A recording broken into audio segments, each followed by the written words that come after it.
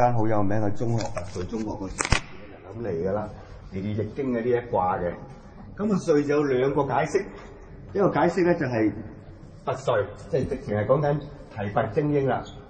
啊，一個解釋咧就係會歲，好似有個草花頭㗎。啊，會歲，會歲即係團集中埋一齊，仔仔一堂，然之後咧就點樣咧？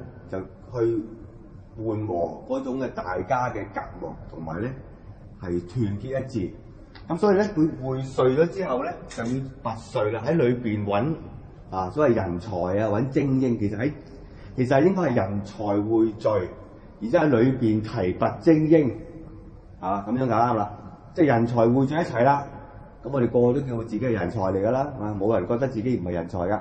咁人才就埋一齊嘅時候咧，我哋就去提拔精英。咁但係我哋諗下，咁已經係人才咯喎，咁點樣先至係精英咧？係嘛？咩叫精英咧？原來喺人才裏邊揾精英咧，得一個 point 嘅啫，就係可靠。喺人才裏邊揾到可靠嘅人咧，嗰個就係精英啦。如果人才嘅裏邊啲人係唔可靠嘅咧，話知佢幾叻都冇用，都唔會有人提拔佢嘅。結果佢會鬱鬱不得志，入唔到運，我哋叫做即係30歲學業有成啊！並且事事過高然之後咧就以為自己好勁，不過佢唔可靠嘅，做嘢甩碌嘅。好似琴日咁樣個巨輪咧跌咗落去個天橋下邊咁樣，甩晒碌咁樣應該檢查噶嘛咁佢呢個情形咧就係一個可靠度扣分，原來可靠扣分係扣好多分嘅，可以否定晒佢嘅所有嘅才華嘅成績，係完全可以唔要嘅。因為揾個才華高嘅人而唔可靠，揾個才華一般可靠嘅，你揀邊個啊？梗係揀個可靠㗎啦。原來所有人被提拔嘅咧，一係就係可靠，可靠裏邊咧仲要咩咧？喺執行呢個指令嘅時候咧，係要好守得住佢嗰個堅持嘅實踐所謂你嘅上頭嘅意志實踐你老闆嘅意志，咁呢個係人才啦。咁睇翻轉頭咧，咁就會唔會冇咗自己主見啊？會唔會冇咗自己嘅一套啊？咁樣咁其實就唔會嘅，因為咧當你實踐你老闆嘅意見意志，同埋你自己係做一個可靠嘅人嘅時候咧，其實你可以喺裏邊咧累積你嘅經驗。到你坐上去最高位嘅時候，你咪再提拔人咯，係咪？只不過今日唔係你揸主意而你去揸主意，你諗住喺咁樣嘅時候出位，其實老實講啦，喺咁嘅時候咧，就反而咧係會將自己嘅前程咧出賣咗佢嘅，因為唔係你個位，你位不當也係咪？位不當也，你夾硬要揸主意嘅咁你經驗又唔夠人哋嘅你責任又唔需要負咁大嘅，結果你咪揦咗上身。你咪翻唔到轉頭咯，所以我哋咧作為人才我哋首要學嘅就可靠。咁喺咁短嘅時間裏邊咧，對方提拔你，點知道你可唔可靠？係嘛？佢唔會做落先知噶嘛，可唔可靠？做落俾大 project 你先知噶嘛。咁其實唔係嘅，原來喺甄選人才嘅時候咧，所有老闆級嘅人所有嘅95都有一套準則嘅，心裏邊有個標準喺裏邊。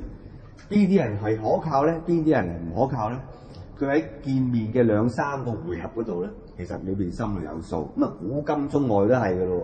咁呢個雖然話呢個準則係有嗰個巧妙喺度，不過咧又好奇怪喎。呢個準則就好有效嘅，因為咧所有嘅智慧通到去最高嗰點咧，都係一個 point 嘅啫，就係佢點睇你可唔可靠咧？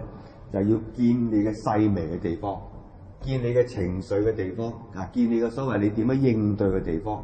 所以如果當你係人才嘅時候你唔識得呢啲應對嘅人情世故，又或者你冇咗呢種嘅可靠嘅俾人嘅信心，咁其實咧你係只不過係一般料嘅啫，你自認人才因為人才係包括埋人哋接唔接受你啊嘛，人哋都唔接受你人乜鬼係才啫？翻去自己照住塊鏡度唱啦，係嘛？翻去自己照住塊鏡度自己威啦。咁你人哋唔接受你，你夾硬覺得自己叻嘅，最後尾咧，你懷才不遇使唔使擔陣啊？喂OK。你係咪兩個一個啊？我一個啫，嘅。咁你懷才不遇嘅時候啊，你自己鵪鶉咗喺屋企，自己鵪鶉晒嗰啲嘅嗰啲嘅能力發揮唔到，漸漸咧就30歲，漸漸40歲，漸漸50歲咯喎，咁啊好快一世㗎啦，好快你所叻嘅嘢，你認為自己叻嘅嘢啊，全部冇晒㗎啦，咁啊給一個機會咧，爭取一個機會咧。就係所有人才要成為精英嘅嗰個關鍵個關口位，而呢啲關口位咧，話俾你聽，30歲前好掌握啦，30歲之後咧，當你再係可靠都好啦，睇下你個 file 點解咁可靠都前邊都冇嘢嘅，啊前邊都未有咩成績嘅咧，咁人哋就會懷疑你，交託俾你嘅嘢咧都要打折扣㗎啦，嗱，所以呢個關鍵就係歲卦就係呢個重心啦，而擲地歲咧。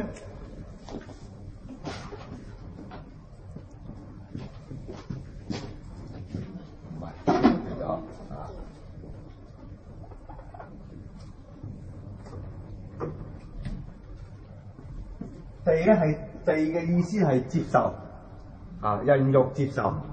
擲咧就喺嗰個地下嗰度咧就開一個凹嘅位，一個沼澤啦嚇，一個沼澤嘅位。咁啊令到個地下咧就有個沼澤嘅位咧，咁啊令到咧嗰個水就可以凝聚喺度啦。咁水凝聚就有生命啦嚇，好似有湖裏邊咧有河道咁樣。咁就有生氣，咁其實個意思係咁解。又點樣可以令到嗰個水凝聚咧？首要你有個虛懷嘅心，即係佢地下有個虛懷嘅心，有個凹位，令到嗰啲水啊可以積聚咗之後咧，就可以咧變成一個生機嘅道理係咁解。但係另一方面，太過個水嗰個虛懷嘅嗰個空間太細嘅時候，啲水就好快會滿瀉咯喎，就變成咗呢啲水流晒出去就會泛濫。咁亦都係等於咧，你個才華，如果你太過自滿、太過自視過高，喺拔萃嘅過程裏邊，即使你贏晒咁多人都好咧，都唔會有人要你。上次咪講過個靚女嘅 case 嘅，越靚嘅女仔係越揾唔到嘢做噶嘛。我都收過幾個，唔係講笑，靚一陣埋嚟見工咧，成個 block 全部唔請啊！我哋咁多男同事餓狼咁噶嘛，好似張學友唱嗰隻係嘛？咁啊大佬你咪嚟到公司做嘢係嘛？咁所以咧，我哋就唔敢請呢啲人嘅，嚟到之後個個都求偶期，咁個個都唔做嘢啦，邊係做嘢啫？所以當你揾唔到嘢做嘅時候，你唔好自卑喎，你應該開心，因為你可能係靚女嚟嘅，所以你唔使驚噶。原來我係靚女，所以我揾唔到嘢做啊，所以你有烈士我買一花啦。咁結果我哋請唔到嗰啲靚女，嗰啲靚女係點啊？最尾咪選美咯，橫掂都係啦嚇，拋個身出嚟。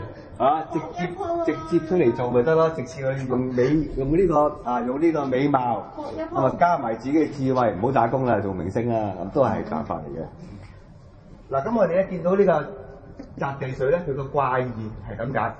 另一個方面就係佢要取悅於大地，取悅於呢個大地，即係話咧，如果你成件事你拔萃過程裏邊，成件事裏邊。你係唔能夠令人哋覺得同你相處係一種喜悅嘅話，唔開心嘅，見到你都唔開心嘅，見你前面真係後邊嘅，句頂心插，個鼻咧就唔知生咗去邊度，生額頭咁高，睇唔俾人嘅眼反反嘅，或者黃字面啦，或者你黃字面天生唔好彩啦。咁你咁樣嘅話咧，咁你咪人哋咪唔請你咯，人哋咪唔提拔你咯。係啊，所以你黃字面，反正 facial 啊，整翻好佢，揼翻好佢啊，生翻啲面骨，整翻係啊，有得搞㗎。因為你黃字面係心態嚟㗎，因為人際關係咧係改變你嘅面型㗎。你人際關係好，你嘅面就會改變，你嘅面肉就會生翻晒出嚟㗎啦。你下下都同人哋咁計較，樣都諗住揼死人嘅時候咧，你個拳好露嘅，露晒出嚟嘅。咁啊自不然咧就會咧就會唔受歡迎㗎啦。咁啊威都變晒面型啦，係咪？好，我哋而家大致上咁我哋互講一啲，唔好講住啦，爭取時間啊！嗰啲我哋下一次講歌曲嘅時候先講啦，講咗卦意先啊。佢話歲亨旺假有廟，利見大人啊，第一頁跟住就亨利貞用大身吉。亦有攸往，佢拔萃首要嘅係咩咧？就要通，成件事要通，入場啊，即係搞個招聘會啊，搞個啲咩博士啊、碩士招聘會，咁你埋去嗰度咧，就會見嗰啲大人啦。咁啊，其實嗰個王廟咧，就係等於以前咧，所有嘅招聘啊、起用人才都會搞一個祭祀嘅儀式，所有嘅人才就會匯聚喺嗰度咯。咁啊，大家喺度 show off， 大家喺度見嗰啲有勢力嘅人咧，就希望被起用啦。咁據聞當年咧，諸葛亮都經常去呢啲咁嘅 party 嘅。不過咧，就佢揀老闆唔係老闆揀佢嘅。佢懶係知通天下事，然之後懶係唔係任何人嘅堆，係啦，然之後睇啲老闆上睇晒咁多個，發覺冇個可以跟，係啦，咁啊等啦，佢臥龍啊喺臥龍崗嗰度咧就匿埋，但佢成日話匿埋喎，其實佢好高調嘅，經常去參與呢啲社會活動啊，就出嚟演講啊咁樣論盡天下事，令天下人都知道咧喺臥龍崗裏邊咧有條臥龍叫諸葛亮，其實好鬼高調㗎佢。咁好啦，皇賈有廟就利見大人咧，就可以見啲重要嘅 V.I.P 啦，大人即係 V.I.P 啦，就要搞通晒所有嘅關係咧，咁就有利你自己咧走上嘅征途啦。咁但係招聘會嘅本身咧都要睇下邊種噶咯喎。佢話咧用大薪吉，即係話嗰啲用大隻牛嗰啲招聘咧，唔好喺祭祀嗰啲咁嘅豐盛嗰啲先去喎，唔好細翳又去啊，或者你搞招聘咧。都要搞到有頭有面，因為咧你搞到 cheap 咧就冇人才嚟㗎啦。關鍵都係一個好好嘅一個場地，同埋一個唔錯嘅一啲配套，咁令到啲人才真係會嚟。如果唔係你太過寒酸咧，啲人就唔會嚟㗎啦。咁啊有利有攸，即係話咧有利成個起用人才選拔嘅嗰個階段啦。不過關鍵都唔喺呢度。佢話啦，稅關又話啦喎，點樣？喺邊度啊？佢話匯聚也匯聚啦，佢話原來集中一班人才去挑選可靠嘅，咁樣咧就係呢個聚會就係拔萃啦。所以我哋要做可靠咧，喺嗰個咁短嘅時間裏邊咧，你一定要諗晒你咩態度、咩表現。當然你要堅料啦，你唔好話上個堂之後聽過啲四招你就走去做，因為咧到當時嘅應對就唔係同你講笑嘅。譬如你有機會你作為人才，你俾人提拔，或者你去作為提拔人嘅咧，其實成個過程咧都係充滿咗考驗嘅。嗱，你諗住你係阿頭啦，你同老闆一齊去見人啦，interview話人哋嚟見你夠威啦話，其實老闆睇緊你㗎嚇，睇緊你點樣見人㗎，你都係人哋提拔緊你㗎，睇緊你如何同人哋應對㗎，唔係淨係睇嚟見工嗰個㗎。所以咧呢啲咁嘅會稅嘅考驗咧就好大嘅。咁佢就話啦喎，佢順耳説，即係順耳悅啦，一定要令到呢個過程大家都要有喜悅，唔好見完之後咧，以後唔好再俾我見到呢個人。我試過一次咧，我老闆同我講啊，呢個係啊，嗰個你都識嘅。咁你以後唔好俾我見到呢個人，你仲要揾佢嚟見工係咪？即係行裏嘅貓屎係嘛？行裏邊嘅最令人行裏邊嘅壞分子。你竟然介紹佢嚟俾我見，嗰個大劑啦！咁佢話光宗而應，一定要喺裏邊咧有個呼應。嗱，仲要光宗係邊個咧？就係95啦，就係嗰個最高嗰個，同佢有呼應。佢故聚也，咁就係呢個就係匯聚啦。即係匯聚，你最後尾俾邊個睇啊？一定係俾95睇，俾老闆見到，俾揸權當權嘅人見到。個皇賈有廟，至孝享嘅，孝享嘅真係誠意分享。或者係嗰個大家，因為以前嗰個孝順咧就唔一定係講對爸爸媽媽嘅，佢成個孝字咧係講埋對你對朝廷對嗰個有老闆啊，或者係對長輩啊，都係講個孝字嘅。咁孝享也就分享，或者係呢個大家咧喺誠意之下咧就互相分享啦。個亨聚以正也，你見大人嗰度講咗啦嚇，佢話咧。要聚集一啲嘅有正道嘅人才，就要用好好嘅場地，咁咧順天命也，咁就要應住你個能力，按住個人嘅能力咧去各自去發揮啦。順天命也咧呢個4個字其實好有含義嘅，因為咧如果一個人你唔知道自己咩料，你去到你唔順住自己嘅限制，命係咩意思？命就限制。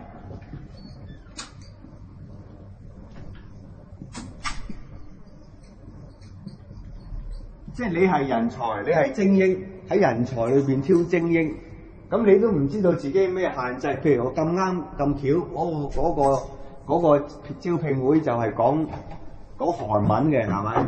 咁我就係睇過2套韓劇，咁我就去衝啦，我就去扮阿威啦，係嘛？我就去扮嘢，咁啊死啦！或者我自己天生走音嘅，我只不過係彈琴叻嘅啫，唔係我去唱埋。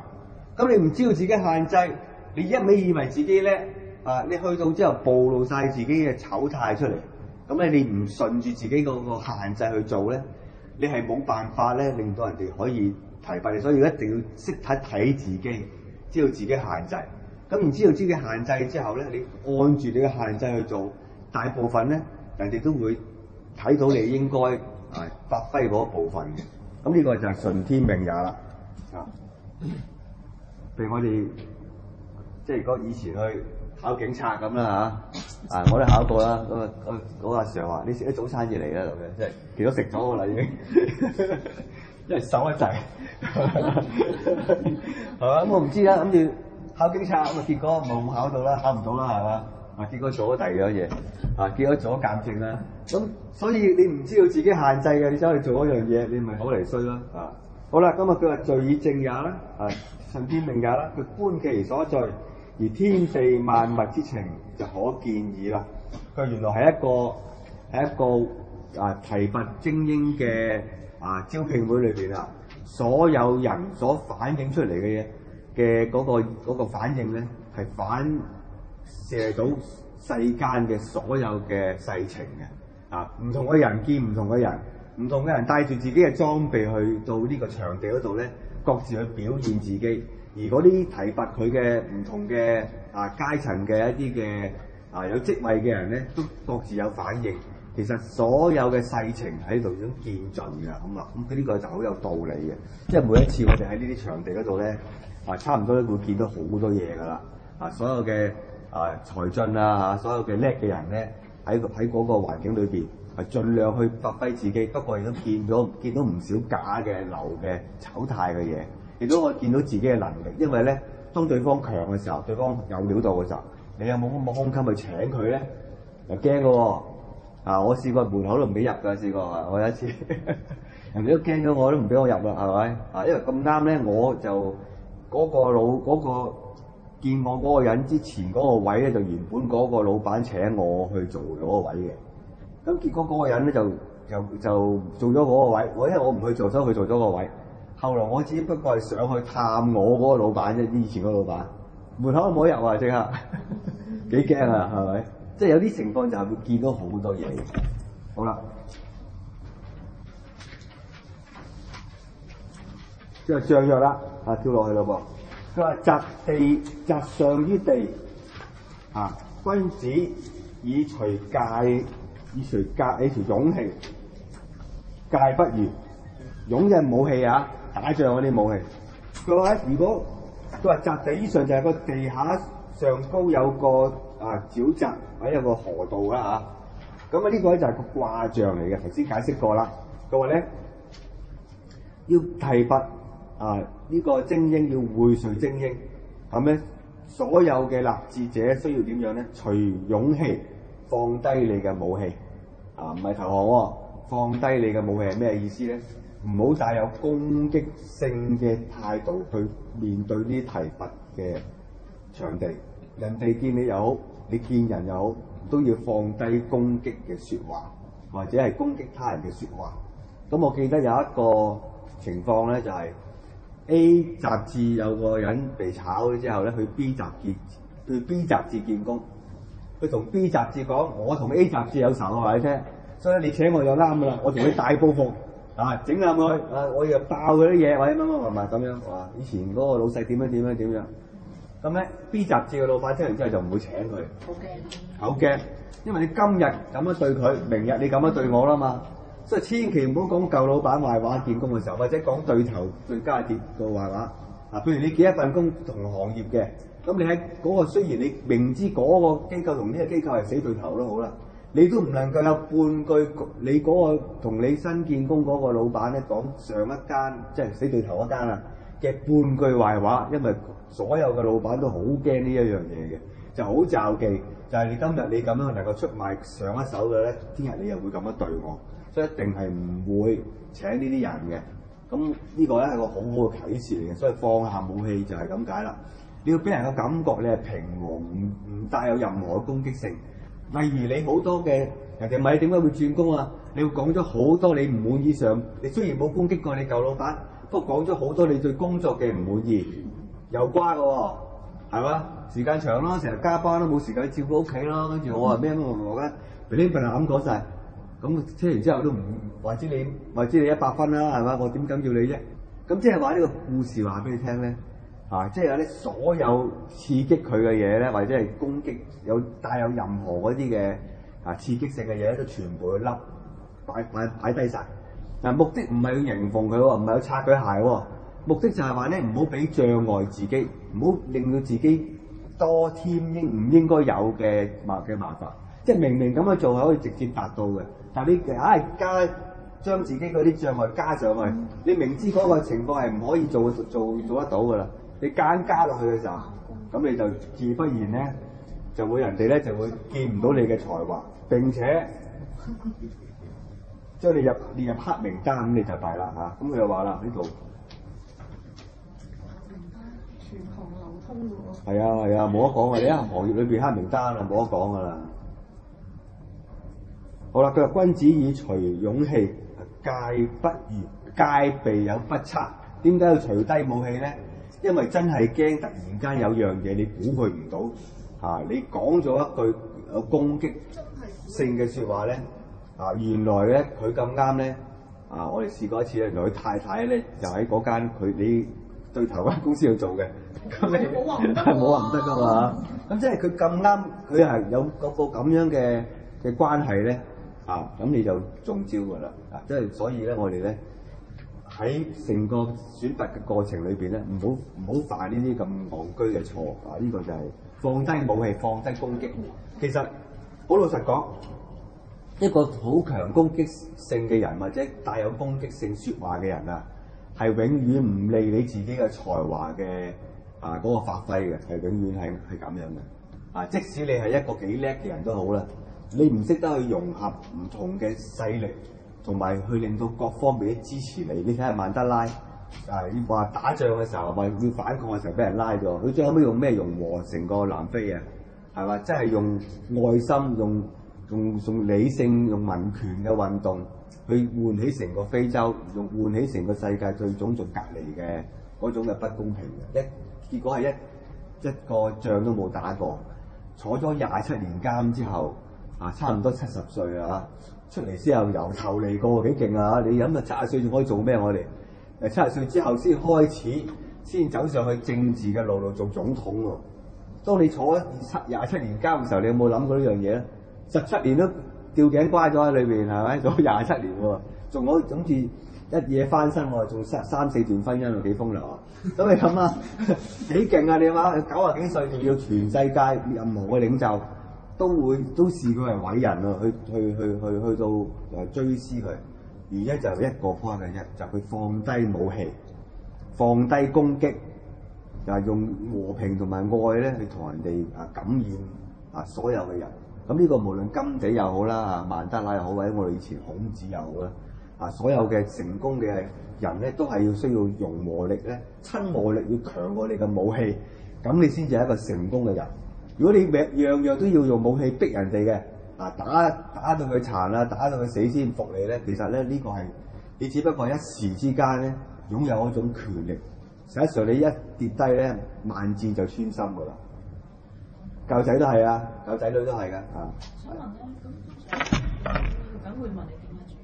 咁你就講嘢佢唔收嘅，一定要問多10次都係問同一堆嘢。係啦，冇錯啦。repeat 啲講嘢俾佢。梗係唔得啦！嗱，睇落去就知啦。精英你叫得係人才同埋精英當然咧，你一定唔係普通料啦，係咪？你人才會揾精英啊嘛，所以唔係普通料啦。好啦，我哋睇埋落去咯喎，我哋跳落去第一跳啦。初六，有夫不忠，乃亂乃遂，若號一笑咪一握為笑，勿恤往無咎。你見工首要嘅心態嚟，呢個係其實點解學咩叫行貨，咩叫唔行貨咧？完全唔係關乎於你講嘅係乜嘢。同一句嘢嗰個人講出嚟，有啲人覺得好勁，有啲人覺得係抄人嘅，係嘛？因為覺得咁普通嘅你都係一個都係 say no 嘅啫嘛 ，no 咁樣真係，或者係唔制咁樣。唔同人講高拎講同埋黃夏蕙講已經唔同啦，係咪？係咪？你唔同人講嘅，同一句説話，同一樣嘢喺裏邊啊，都唔同。所以呢個係心態嘅問題，就唔係嗰句説話嘅問題。雖然同樣係講緊，我係想住嘅環境啦，我係希望新挑戰啊。雖然係咁樣，但係原來關乎於裏邊係乜嘢。所以佢話咧，有夫不忠呢個就係其中一個需要記實嘅嘢啦。呢個有夫不忠，你有誠意，不過個誠意好短暫嘅，咁呢個係大忌嚟嘅。咁點樣見到呢個誠意短暫咧？通常你提拔精英都唔係一個人㗎啦，幾個人嚟揾一個精英㗎嘛。咁啊啲人咧會分階段到，或者你分階段見唔同嘅人，或者係分別你唔同嘅，你係唔同嘅嗰個時間咧，你出現嗰啲見 broad 嘅時候咧，有幾個人咁樣唔同嘅人咧就派卡片俾你。咁你喺嗰個階段裏邊，你就開始要接觸呢啲人嘅第一印象。原來第一印象係相當之重要嘅。咁我有講個經驗俾大家聽啦。咁我自己個職位都唔係太低㗎啦，係咪？咁咧去到嘅時候咧，見一個精英咧，精英見到我就好開心啦，係嘛？就斟茶啊、遞水咁樣好啦。今日就嚟一個高級啲嘅咯喎，個精英已經當我透明人啦。跟住精英已經再要睇到透明人就唔理你咯，同嗰個高級啲嘅，再嚟一個又嗰個兩個透明啦，係咪？因為精英嘅 post 同我都低過我嘅，佢可以每見一個高層佢都迎逢於更加高嘅，然之後咧就已經忘卻咗之後嗰啲啦。好清楚就見到佢咧有夫不忠，佢係有誠意，不過根本就冇堅持落去。佢見高就再高就再開心，再高就再開心。佢唔能夠平衡自己呢種心態，於是咧，你見到高層嗰種嘅十俗九頭嗰個樣，又或者你好唔定當、好亂晒嗰個態度，即使你答一句好長篇大論去解釋你點解辭工而又唔行貨，念到滾瓜爛熟都冇用。你嘅十俗九頭已經俾人見晒啦，你嘅醜態已經俾人見晒啦。如果你平衡得到呢種心態，你去見所有嘅所謂逐過嚟嘅高層都好啦，你都要每個人都好平均咁樣去態度去面對嘅。即使你係普普通通一句嘢，都已經 OK 㗎啦。態度問題，人哋叫得你嚟見，梗係知你讀嗰啲咩書啦，唔通你再由頭中學講起啊？我中學啊乜乜啊，考過幾多科係嘛？體育啊攞 A 咁唔使㗎啦，因為人哋睇晒你個 file 㗎啦，已經知你個 background 係乜嘢。而家見你嘅係乜嘢咧？睇你乜嘢態度，睇你喺人與人之間相處嘅時候，你有幾多涵量，你有幾多嘅智慧，你點樣應對，你講嘅咩説話，你有冇淡唔淡定？你係咪大將之風？係咪？如果你唔係大將之風嘅，你咁樣迎逢嘅，個個見到個高級嘅，你都用咁樣嘅態度咧？我真係咁樣嘅場面，我試過一個，結果係點解成場後尾個個都望住佢去 piss 嗰個我係大老闆咧，個個都秒晒嘴啦，唔會請你啊，點會揾你做嘢啊？係咪？跟住通過我哋嘅時候，我哋都ban 咗佢啦，嘥氣啦，係咪？咁你喂真係好大劑。如果以後呢種人係咁樣喺你公司度坐一個重要嘅位啊，我諗你都幾麻煩。之後佢一定溝通唔到，佢一定會攞高嚟壓下你睇唔起下邊，一定係咁。所以首要嘅關鍵係咩？有夫不忠，記住唔好犯呢一個第一個錯。好啦，另外咯，乃亂乃碎。當你有夫不忠嘅時候咧，你嘅所謂精英俾人拔萃嘅過程裏邊咧，一定會亂嘅，你會亂咗陣腳嘅，越嚟越大粒。初嚟嗰個叫做李澤楷，嚟一嚟啊，李澤鉅嚟啊，李嘉誠係嘛？亂晒啦，肯定啦，係咪？跟住當嗰兩個傻仔，咁但係咧，你又唔可以咁做噶嘛，係咪？咁你當人哋傻仔嘅時候，人哋梗係唔喐，唔請你啦。好啦，佢話約號，佢話咧要咩叫約號咧？約號就係每個地方你都要有聲音，平均你自己嘅嗰個約號。嗱，嗰個人哋同你打招呼，人哋講幾句嘢之後，你要平均係平均咁去分配你會對每個人嘅態度。即係3個人見你你3個態度都要平均5個人見你，你5個人態度都要平均，要應對喺呢5個人裏邊，唔好集中晒對最高嗰個。咁呢個咧就係第一個考驗你。其實你講咩唔係好重要嘅。其實真係我哋見咁多年工，即係我見人見咁多年啦。老實講，你講咩我有乜咁緊要啊？我都完全唔使聽你講嘢㗎啦。雖然我話唔係一定睇相啊嘛，你知啦係咪？有時你唔講得出嚟。嗱，家下我識睇相，你坐低俾我慢慢睇佢氣息，唔會㗎嘛。跟住睇佢氣息，知道做邊間執邊間就唔請佢啦，係咪？有人係咁㗎。邊個？做咗空中小姐，成間執咗啊！成間航空公司執咗。咁你諗下，你見到佢行衰話，你係唔好請佢。當然有呢個咁嘅因素，但係你唔講出嚟㗎嘛。但另一方面，我哋更加重要嘅見人咧，就係要睇佢嗰陣時嘅應對嘅嗰個面嗰個顏色係點樣，佢點樣去同每一個人唔同級數嘅人咧，佢答嘅每一句説話，呢個咧。差唔多佢唔使講嘢得㗎，佢唔使內容都得㗎。所以最行貨嘅係咩咧？就係你見到越高嗰個越笑你失咗自己嗰個奶亂奶碎亂咗自己咁就弊啦。我一呃為笑。佢如果你咁樣亂嘅話就出事啦。約號就係如果人哋一嗰個招呼得平均嘅時候，你要首要咧一呃為笑。就係一握手就笑啦咁講，意思係乜嘢？唔好咁緊張先，唔好咁重視你要得到呢樣嘢先，你要放低晒。其實都係你當係一握為笑，當係一個輕輕鬆鬆去見一個面，大家要認識下你嘅風範出嚟先。你唔好話你一定要請我你唔請我你損失咁樣，講晒自己以前點樣威點樣成咁對人哋公司指點通常都問你覺得我哋公司點跟住你教埋人做嘢，人哋都揾咗10幾20年㗎啦，係咪？咩窿窿罅罅邊有幾廁紙都知㗎啦，使乜你講？人哋行裏邊老行專嚟㗎啦，見得你嘅都係你前輩，見得你都係你前輩，咁你仲要去講出一個好勁嘅計劃咁樣知道，或者好批評咁。雖然你冇帶攻擊性，不過始終呢説話都係唔恰當嘅，所以你一定要抱住觀摩嘅心態你唔好諗住一定會得讀甚至可能當佢見識下就算嗰種心態去咧，輕輕鬆鬆咁去咧，一握為笑咧咁就得啦。勿率，但係咧你又唔好輕率喎。雖然係咁樣，但係你唔好輕率因為輕率之下咧，因為見唔成功唔緊要，大家唔合作冇問題。最驚佢記住你係一個輕率嘅人，見完你之後，佢同第2間公司嘅老闆，喂邊個見完你之後嚟見我 O 唔 OK 㗎？話上次喺我嗰度見好樣衰㗎喎，我都唔要㗎，你要唔要啊？佢梗係唔要啦，見都費事見你啊！起碼唔好留低最壞嘅印象俾人唔成唔緊要唔好諗住咁做唔成咁不如踩我去啦不如打下佢咁樣，千祈唔好。因為咧，你唔見人嘅，人哋見你，人哋見你嗰個級數咧，都係同嗰啲級數交往嘅，所以唔好見嘅時候咧，見彎咗佢。譬如人哋俾個人工，你又話喂，我喺嗰度都已經乜價錢啦，你俾嗰個仲低過我呢個，即刻秒人哋嘴跟住即刻就俾出好唔好嘅態度，或者同人哋討價還價咁呢啲咧都係屬於咧輕率嘅態度，咁咧就會咧有後為證啦。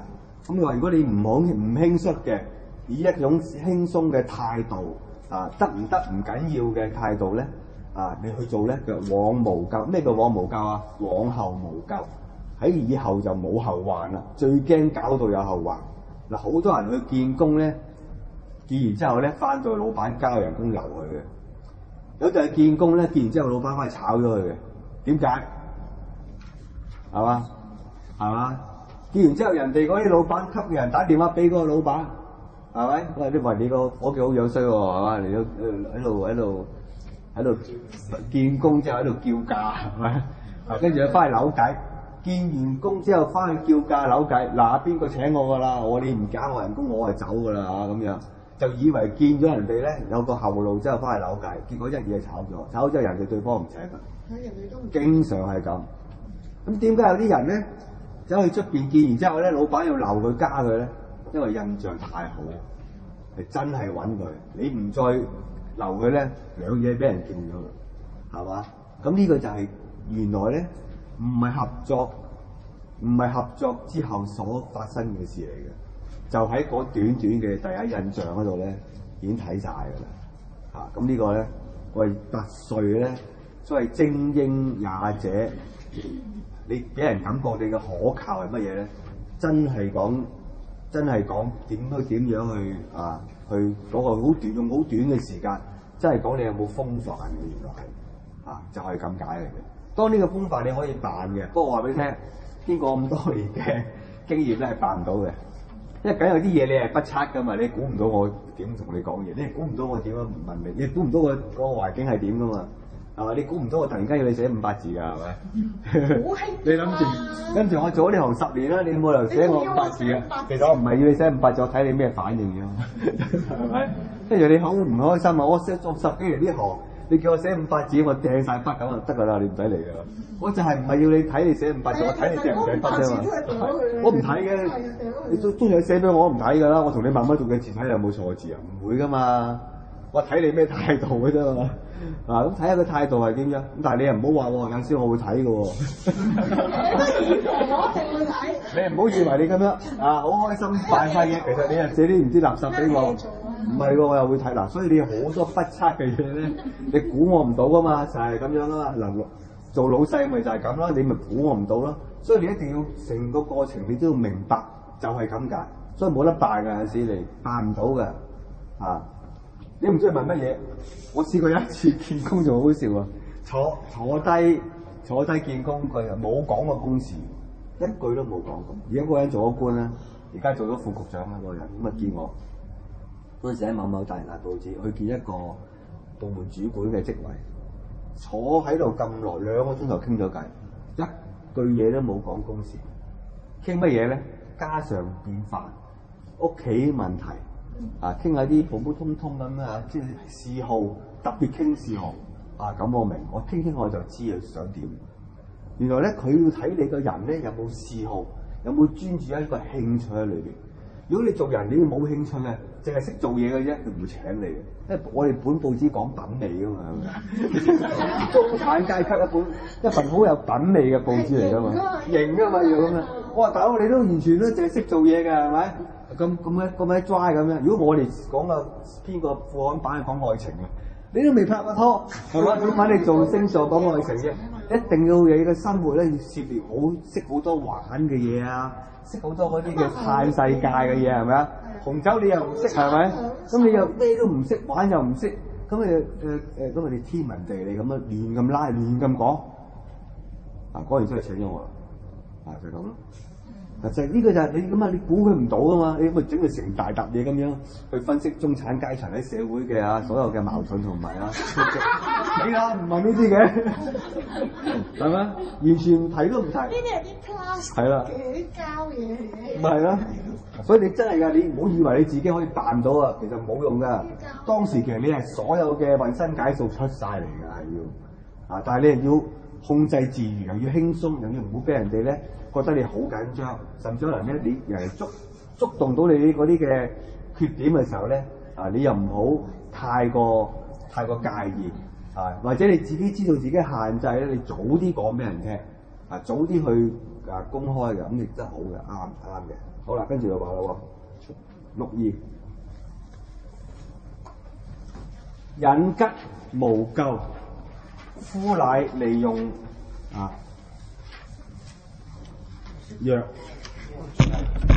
弱字係啦，呢個弱，夫乃利用弱，陰弱即係嗰啲嘅好平好低級嘅製品佢係隱吉，佢話如果第一個步驟你做得啱嘅咧，去見頭先我哋講過啊嘛，有夫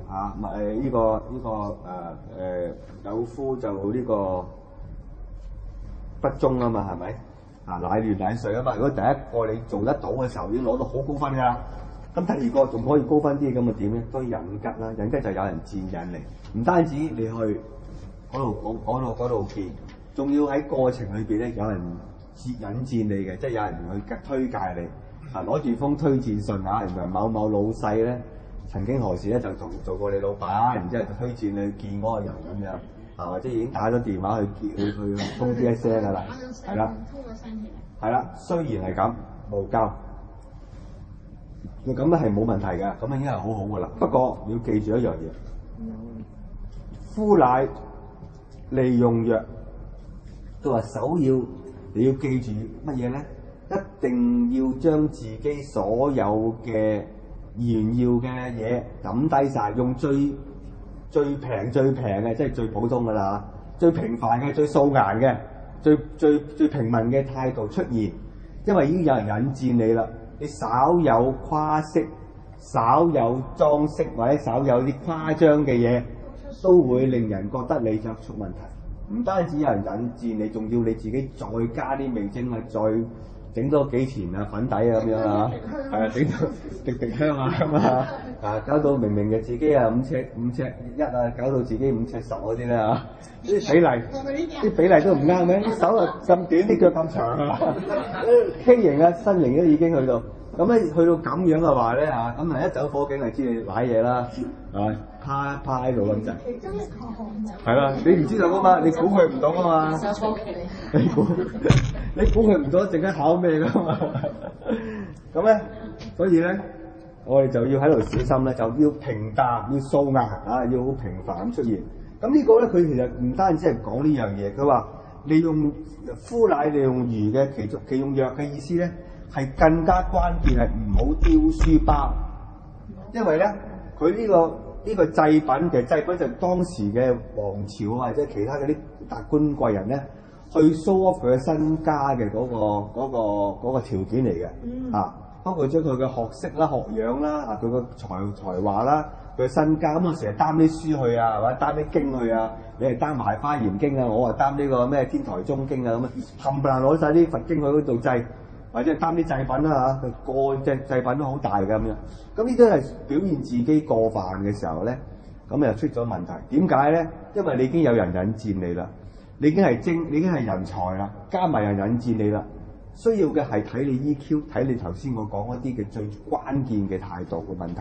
並且你已經有背景有後台啦，就睇你會唔會食住呢個後台，太過顯示同佢嘅關係，同埋太過多嘅識得太多嘢而丟書包，令到人哋覺得你好乞人憎，或者覺得你咧之後我請咗你，由於你有呢個背景有呢個後台，我要俾邊個人我唔敢炒你，不如我而家唔請你。係好多時都會。係咪？更加要同嗰個人咧劃清界線，同埋有咁唔係好熟嘅關係，盡可能要咁樣，即係你要解決咗呢一個人哋對你嗰個憂心咧，就要小心走上呢條路啦。第二個就係拋書包啦，因為書包亂咁拋咧，啊，就好似阿才子咁樣，就成日俾人寫嘢咧，就俾人駁啦。因為書包不能亂拋嘅，我都講過啦。呢見得你嘅人咧，都個行業嗰度已經係老手嚟㗎啦，啊，佢只不過係喺呢個人才裏邊揾精英嘅啫，揾個可靠嘅人嘅啫。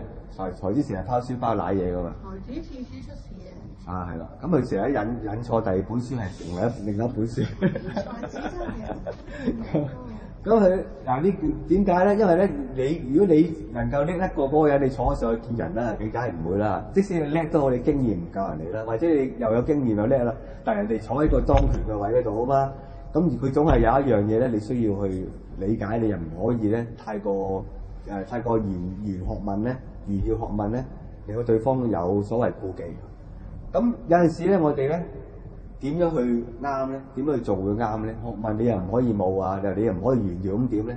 其實就要習慣咧，我哋咧喺平時嘅對話嗰度咧，就多少少文化，唔好句句都老粗咁樣嚇。雖然我而家都降低咗好多啦，咁但係咧問題就係你習慣下你嘅言語，習慣下你用嘅用語啊。咁咧呢個咧就係一個關鍵。第二個關鍵就係你可唔可以將一啲你所引述嘅嘢咧變咗做生活嘅嘢去同人傾咧？啊！你唔好下都話根據阿佛洛伊德講咧，係嘛？啊！呢個富貴險中求啊，蘇維澤講其實係杜汶澤話：弗洛伊德話富貴險中求，咪好笑咯。點解冇好笑啊？任何人都知道弗洛伊德唔會講呢句嘢噶嘛。所以當佢喺笑片度講呢句嘢嘅時候，大家哄堂大笑。呢啲咪就係即係人哋攞嚟做笑片噶嘛。咁如果你攞嚟做真嘅咧，你成日下攞個學者啊，睇過邊本書啊咁樣，聽到人哋好煩，係啊，好煩，係太煩啦。所以我見工咧，我見人咧，第一件事，雖然我哋係文化機構啊，我哋都好講求呢個學問啊，需要對方咧有閱讀嘅習慣啦，優良嘅寫作嘅能力啦，同埋需要咧涉獵好廣泛嘅唔同嘅學問。不過我見工咧，我最怕一樣嘢就係對方講好多書名俾我聽，好驚啊！咁你講啦，仲有一樣嘢，你講得啱就好嘅喎，係嘛？你講真好勾喎，好樣衰嗰啲係啊。咁你講到而家我哋教書又會推介人睇咩嘅啫？如果唔係嘅話，唔通你推介我睇咩咩？又唔會噶嘛。同埋咁短嘅時間咧，人哋唔會同佢討論到呢啲嘢嘅。所以咧就盡量咧就唔好拋書包，喺生活嗰度講就好似我哋上一次見嗰份工咁樣，佢高手在咩咧？佢又不着邊際同你拿住杯咖啡。咁慢慢去傾啲無厘頭嘅嘢，其實係不停喺度試緊你，佢要嘅人係咪你？係咪你？佢要嗰個人係咪你嘅？因為講時氣啊，同佢乜都有啦，係嘛？乜都有啦，乜都有噶，你估唔到㗎，你估佢唔到啊！你真係完全估唔到係講法國電影啊，嗰啲咁嘅嘢啦，即係類似係啊，你估唔到㗎。咁同埋紅酒啦，法國電影嗰啲啊，所以你唔一定要識啊，明唔明啊？你唔係話咁我就揦啲牌子出嚟啊！你係唔好，你又唔係做一樣嘢，你唔識，你唔好扮識喎。你千祈唔好話死頂兩隻牌子出嚟咧，人哋都根本都笑名讀錯嗰啲咧。但人哋係知㗎即係你一定要睇晒你嘅，佢就唔係要你識，因為唔識係要你睇你係咩反應啫嘛。你知唔知有咩咁閒啫？你唔通咩都識咩？唔可能噶嘛，睇你反應啫嘛。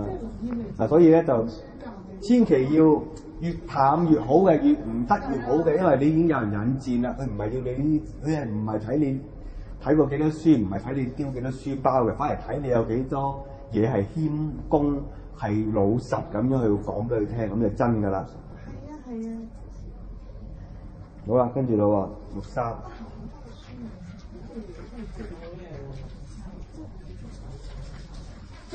hello， 唔好落啊！唔好落雨啊！有放邊度好啊？放嗰邊啦。就呢度咯。延長佢咪得咯？辛唔辛苦係咁打得睇。你可以有威隔離咯。好啊，嗱，63啦，63咧，等翻個位先啦。邊度仲有未講啊？好啊，而家講，係啦，細咗啫。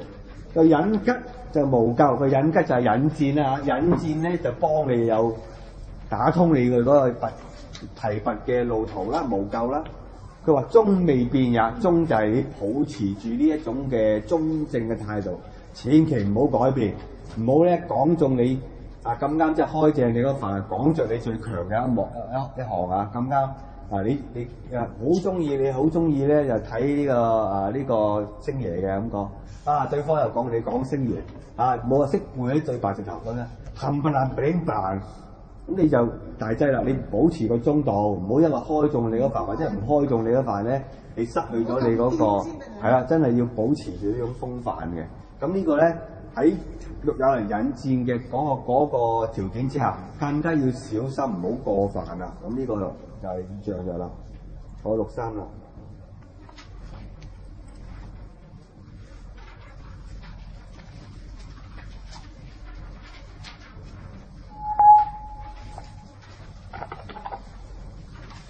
好啦，跟住咧就係呢個64、63係咪？63係63。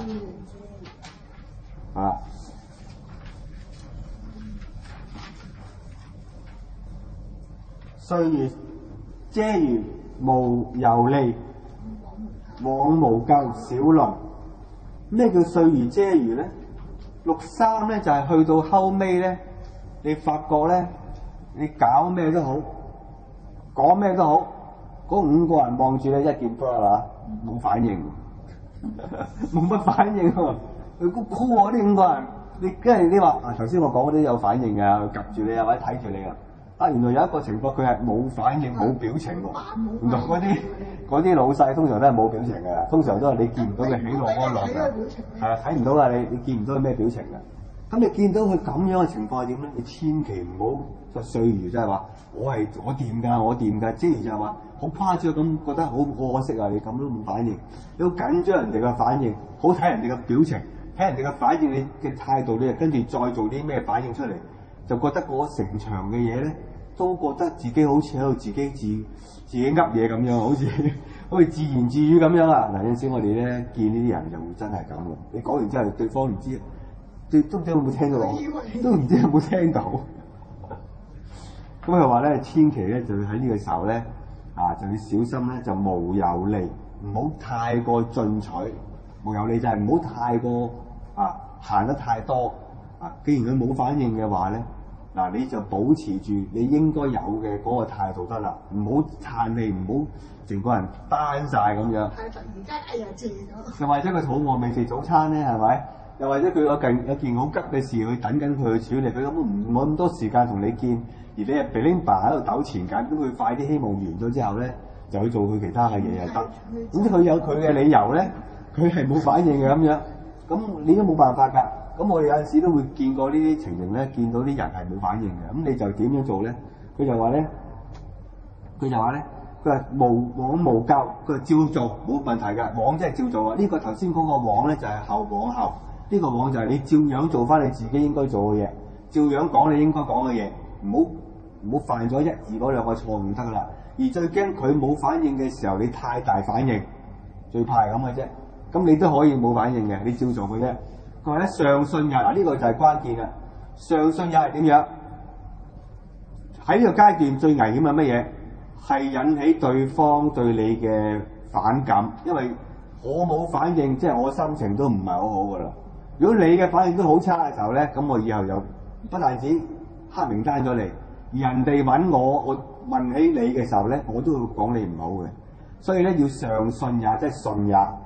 首要就係唔好搞壞嗰個氣氛，唔好搞彎咗兩者之間嘅印象，咁咧成件事就完咗就算啦。嗱呢個咧就因為冇反應咧，好容易出事嘅。冇反應咧，周不時就會你會好心急，你會好過驚 over 咗，或者你直情係講緊人哋懶待你冷淡對你，咁你又會有機會咧俾面色人睇嘅。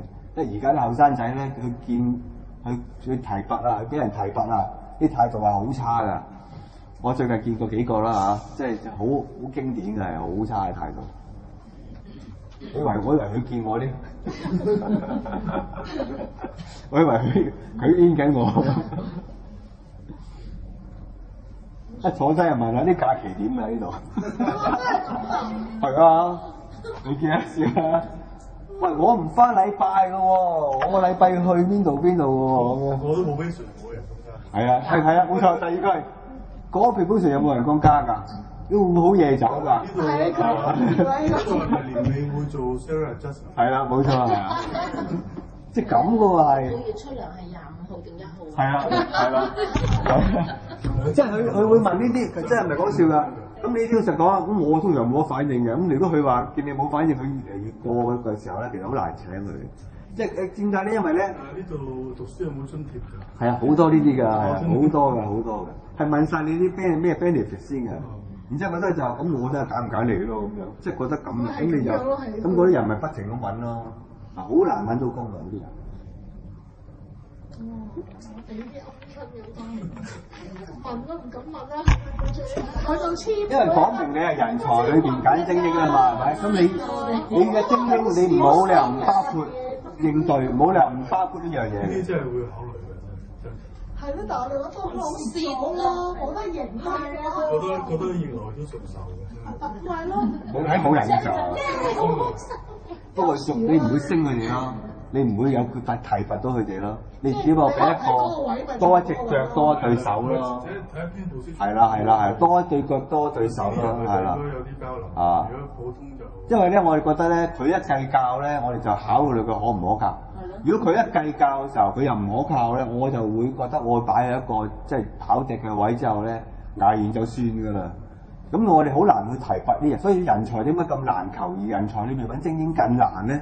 因為我哋最後尾揀嘅唔係聽話咁簡單，唔係話你聽晒我話都冇用，我要你俾意見我嘅時候，你跟晒我講唔得㗎嘛。關鍵就係你靠唔靠得住啊嘛。你靠唔住嘅時候，我咁放唔低俾你咧，我就冇可能，我仲要揾個人及住你做嗰啲嘢喎。咁我咪請到個人及住你係咪？咁冇可能㗎。咁我一定要交落俾你，我係信得過你先得㗎嘛。但係點樣令我信得過咧？就係好前期階段嘅時候，佢已經經過咗啲所謂嘅 EQ 嘅考驗，或者係應對嘅考驗。咁因為我已經知你個底細啦，譬如你喺邊間學校讀咩係咁樣，或者你喺個行裏邊已經係有一定嘅成績，我哋先見你嘅主管級嘅，咁唔會話戇居居無啦啦揾你嚟㗎嘛，係唔會㗎嘛。所以咧，關鍵就考晒呢啲嘢啦。講嘢好小事㗎咋，你講咩內容都冇問題嘅，唔會聽你講嘅，唔會聽。夾十成唔聽我咩我哋？最戇居就係成日叫你用英文講一次咯，用普通話其實佢唔理你。唔理㗎，講得聽好就算嘅。佢唔會理呢啲嘢。我自己見人啊，我自己大部分我問佢嗰啲問題，我睇佢反應多過我聽佢講嘢嘅。係啊，大部分嘅。係啊。我哋點解會轉工啊？其實你講咩得㗎啦，話俾佢聽。啊，你係態度關鍵。想數之前嘅部署係啦，好在你未翻，你未翻，你未翻。頭先第一大忌啊，係啊，一定啊！你上咗去，呢度怪好有 feel。你上咗去做嗰個位嘅時候，你所諗嘅嘢就係佢係大部分嘅人起用人咧都係咁樣嘅，所以你唔好犯呢啲嘢。好，跟住佢話啦喎，佢話我無夠小輪上信也，就上要成個過程裏邊要順利，即使唔好態度表情唔靚都好啦，冇表情都好啦，都要順。順即係順，即係順。起碼攞到呢2個分。第三個老闆揾呢個老闆嘅時候，老闆都唔會話，唔好見佢啦，嘥時間你冇，起碼唔會講啲咁嘅嘢先。起碼咧，大家都覺得 OK 啦，係咯。不過嗰陣時我唔得閒啫嘛，咁樣都未有多，你睇下佢點啊，啱啱用啦。係咯，啱可能隻股票跌緊大樓係咪？喺公司俾人圍攻緊啊嘛，即係得閒啫。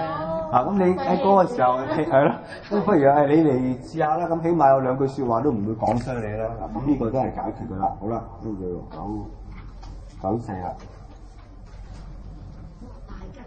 好啦，94上咗去上邊啦噃，上咗去上卦啦。上卦係集，正係講佢開唔開心。咁呢個就係講佢見你去提拔人哋啦。下邊咧就係你去俾人提拔，上高咧就係上高就係提拔人嗰個過程。咁喺提拔人嘅過程咧，通常都唔會一個人嘅，有3、5個咁上下到啦。咁咧有高級有低級嘅，頭先都解釋過啦。咁如果你處於呢個94嘅話咧，咁你就特別小心啦，因為每一次叫你去見人咧，你大佬同埋你老闆睇住你點樣見嘅，其實你係當時你係俾人考緊你嘅。你唔係你去見喎，人哋都見埋你嘅，所以你喺呢個階段嚟講咧，一定要大吉，以大為吉，即係你唔係最大嘅，你係最細嘅啫。不過靠你去問嘢，老闆同埋大佬啊，聽你去問嗰啲資料，佢去考慮嘅。所以你成個過程嚟講咧，首要唔好太過認同對方講嘅，見到人哋好啱啊，答得好啱，你係讚佢啊，跟住又話好啱喎你喎，你又唔錯喎，你係點樣啊咁樣。太過讚或者太過窒對方，太過咗份，你以為自己決定到請唔請佢，同埋咧，由於你同佢講嘢較多，佢都會好 please 你嘅，態度都會對你特別好啲都唔奇。如果佢一俾個高帽你戴，或者係太過迎奉你而咧好大反應嘅咧，你又會俾老闆嗰個分數又扣嘅。你見人事，人見你，全部都係最考驗最大嗰個就係94啦，所以咧佢一定要唔好將自己變成以為自己係最終嘅決定者，請唔請佢咧唔係你決定，係你上邊決定，你上邊係睇佢點樣對你。仲關鍵就係上邊睇埋你點樣去見人，睇你問啲乜嘢，係咪問啲白痴嘅問題，問啲同公司相唔相關嘅嘢。咁咧或者係咧，你唔係同對方對答嘅時候咧，你係見到咧人哋嗰個咁嘅新人咧講嘅嘢叻過你90幾倍嘅，咁你係操執定包袱都得啦。所以咧，你喺嗰個位嗰度咧，喺94呢個位度一定要大吉，大吉就係以大為吉，咁你就冇後為正啦。咁我哋以前咧就同大老細一齊去見人嘅時候咧，我哋都會好審慎咧去做呢一樣嘢嘅，特別審慎嘅。咁一方面你唔可以坐喺度唔出聲，唔係叫你睇嘢唔通；另一方面你唔好過龍，你霸咗佢喎，又唔得嘅喎，一定要做到好恰當咁樣。其實冇嘢嘅，因為一招嘅啫，唔好冇反應，唔好大反應咁就得㗎啦。你唔好冇反應，又唔好太大反應，又唔好自己諗住有可以做決定，或者影響到嗰個決定。即係話你俾個意見出嚟咧，你又可以影響到佢嘅請唔請佢？唔係嘅，佢一坐落嘅時候咧，佢哋嗰啲上大人點諗嘢咧？根本上咧佢已經有一套喺度㗎啦。即係而家我咁樣，我請唔請嗰個人？譬如我採訪主任，佢坐低，馬喺度叫我請佢 ，OK 喎，得喎，喂，要佢啦咁講。你都唔知我點㗎嘛？我通常嚟講，我又唔會因為嗰個主任去推介咧，我會請佢。我一請佢有獨特嘅因素喺裏邊㗎嘛，我會考慮好多樣嘢㗎嘛。咁一般嚟計咧，睇下咩位啊？如果啲好重要嘅位咧，真係要諗㗎。你唔係話你3個人2個人講一句嘢，我就會聽你講嘅，因為你要考慮埋咧，到時我交俾佢嘅時候會唔會出問題㗎嘛？譬如佢佢係嚟自某啲嘅激烈嘅政黨嘅人啦，係嘛？咁你要諗下喎，如果佢社民連嘅咁樣，佢放假就要去吊狼嘅。係咪？我以前係嘛？關愛嗰個人。關愛基金啊嘛。呢個阿狗係啦。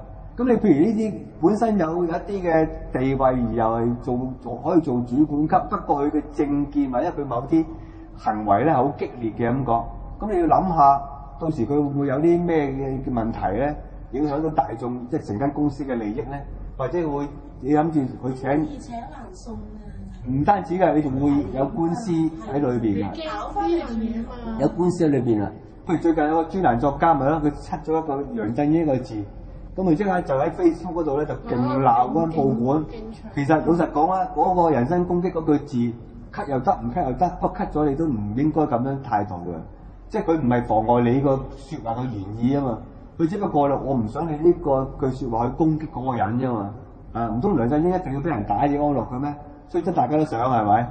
咁但係問題就係你以公道嚟計㗎嘛，要你唔係話出街見到佢就無啦啦就打人㗎，咁你咪仲惡過佢係咪？唔得㗎，咁你咪仲梁振英過梁振英係咪？唔可以㗎嘛！你既然話得佢，你一定唔係咁嘅人先得㗎。所以咧，你一定要明白，有啲嘢唔係話佢做唔做到嘢啊，你推唔推介俾我，所以做94咧係唔好多喺呢方面係唔可以多説話嘅。夠㗎啦，係啊。咁點樣講咧？佢話我大吉無咎，為不當也。佢話個位唔啱，個位唔係你嘅，所以你唔可以唔應該咁樣做啊！咁樣講。咁但係佢會問你㗎，係咪？係啊，你覺得點啊？係咯，你覺得點啊？咁樣，咁你問你咁點啊？你咪俾得講嘢㗎。嗱，呢個時候見到可唔講嘢啦？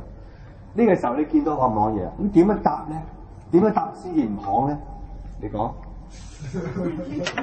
我哋科成多數講下啲嘢咯。係啊，冇錯啦，呢個經驗啊，正反兩邊講晒，利害講晒，而且個利害講嘅時候有料到嘅要，你唔好講一般嘅利害，講深層次矛盾。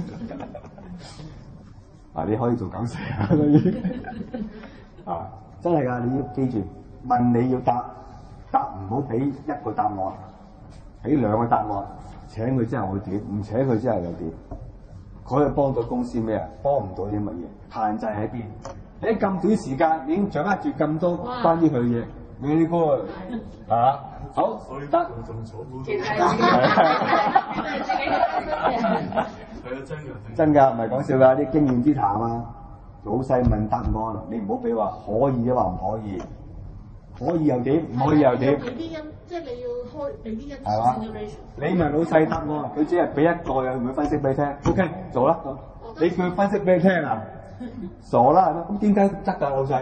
我話點解要咁樣做啊？你問翻佢，冇嘢係嘛？佢話淨係佢可以，你咪做咯，係咪？即係咁，唔好調轉咗，唔好調轉嚟，跟住佢問你，咁請唔請佢喺度 ？OK 啊，咁樣冇啦，咁就冇啦，咁多啦，咁啊，你要佢解釋翻俾你聽啊？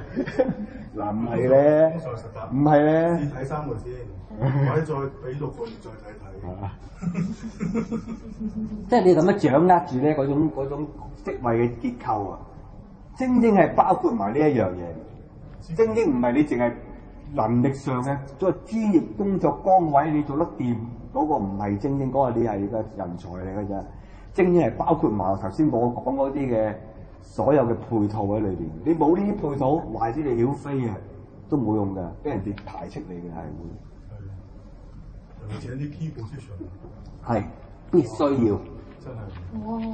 係咪？所以我話你掂啦，所以我話你掂。係你㗎，你話佢㗎嘛？係啊，衰咗啦。有幾咁好啊？係啊，真係係啊，出咗問題，嗰個位出咗問題，梗係唔係啦。係啊，最好嘅咩啦？出咗問題啫。哇！你試我啊？老細想買你請啲人翻嚟，你試我啊？最慘老細咁講，跟住啱先身邊嗰陣咧，哇！圍攻啊！舉晒牌啊！係圍插啊！插多樣都圍插㗎係。嗱，所以我哋見到咧94呢個位咧，好小心啊，係啊嚇。當然你坐到95你唔驚啊，係咪？中意點插就點插。但係咧94呢個位咧係要特別留神啊。好啦，95啦。哇！坐正喎！坐正咯喎，坐正有咩問題要留意咧？95就話啦，佢帥有為係啦，提拔人才你喺最強嘅崗位嗰度，即係你係95啦嘛，用唔用係全憑你嘅，冇咩後遺症，你點樣做都得㗎啦。佢話匪夫就係冇人信得過啊。跟住咧袁永貞啊悔忘。95最容易犯嘅錯誤咧就係見晒所有人喺佢嘅下屬面前慨嘆，冇人啊！呢個世界而家個個都唔掂，你哋又唔掂，見揾啲人翻嚟又唔掂，嚇你揾啲咩翻嚟見啊？揾啲垃圾翻嚟嗱，跟住咧佢鬧晒咁多人嘅，見嗰啲又鬧，跟住咧揾嗰啲人又鬧，全部唔得，全部冇人叻，冇人啱嘅。你最叻啊！你揾個人都咁難，我試過一次咧就係咩？我有個 partner，個老細落咗 order，再請唔到人，我炒你。exactly 係咁噶，係啊，嗰度啦，係啦 exactly 係呢句説話嚟啊！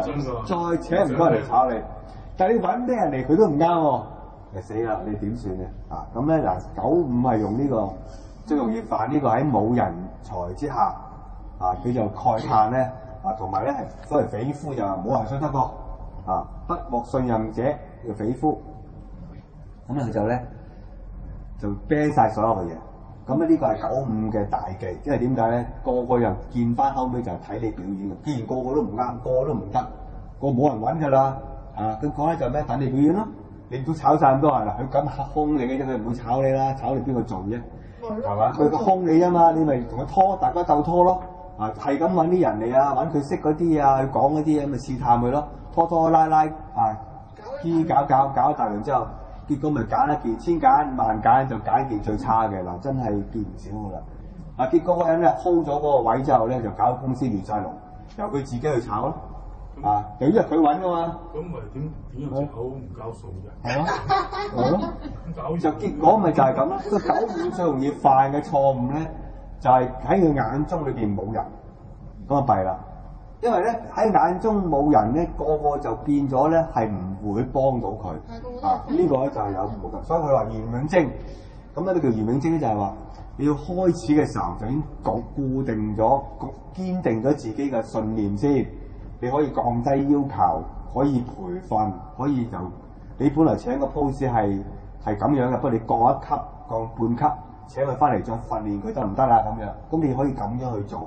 咁或者內部提升得唔得啦？咁樣你可以咁樣去做，咁你咁就唔會有後悔，咁就悔忘真係唔會有後悔啦。因為如果唔係嘅話咧，搞到個個都唔敢同你揾人，求其你自己喺街度揦一件翻嚟，嗰件出事咧，90%啊！我見到唔係90%啊，100%添啊，係99.9啦，起碼係咯。請咗一個咧就非常之慘嘅，係咪啊？係啊，咁好啊！reception 啊，而家仲做緊，係咪啊11年，佢嚟嗰陣時唔夠稱啊。哦，你係咁啊唔同喎，你係因為你係降龜啊嘛，你降咗佢嘅時候咧，直情係請到 reception 到而家都係 reception。唔係啊，即係你佢個條件啊，你係俾佢機會去咩啊嘛？係啊，明唔明啊？佢會努力㗎，佢會好努力㗎。所以我好中意請嗰啲咧失咗業咧3年到啦，佢做得唔錯喺行裏邊，由於只係同上司唔夾而俾人兜嗰啲咧，翻嚟再培訓佢情緒問題。上下易經班啊，係嘛？咁啊，真係各方面照顧啊，佢搞掂咗佢情緒，佢好叻嗰啲可以好掂嘅。咦，我都得喎。唔係，佢兼備車房，今日兼備車房啦，係嘛？唔怕你坐嚟咗呢度，梗係坐我監㗎啦，係咪？邊個未坐監啊？係啦，咁啊，即係等於阿新光當年做英雄本色啊，兼備車房一樣啦。咁其實嗰啲係最好嘅，即係年紀有咁上下大啊，有家庭負擔啊，咁樣通常都會比較穩定。行選坐家咗。係咯。老細捉到你話，係點解你要請佢喎？係好即係慘㗎。乜嘢原因之下你會揀佢？係啊。咁我話唔係，我見佢寫嗰個字咧好整齊，好齊整。佢入到嚟嗰時咧，有好多嘢咧係好企理、好乾淨。同埋我問佢一句，點解你會嚟做 reception 咧？咁佢就話：我其實我冇乜心機讀書，但係我好想揾一份嘢做，同埋係文職安安定定。真係做嘅時間。幾好啊！幾爭嘅。係啦。請個人請得啱咧，好開心㗎，係啊！揾啱一個人咧，拍到落去，一路咁樣跑落去咧就好啱，就好開心係啊！因為呢個係我個秘書個表妹。哦。佢話我係咪隱吉咯？係啦。係啦，呢個就係隱吉啦。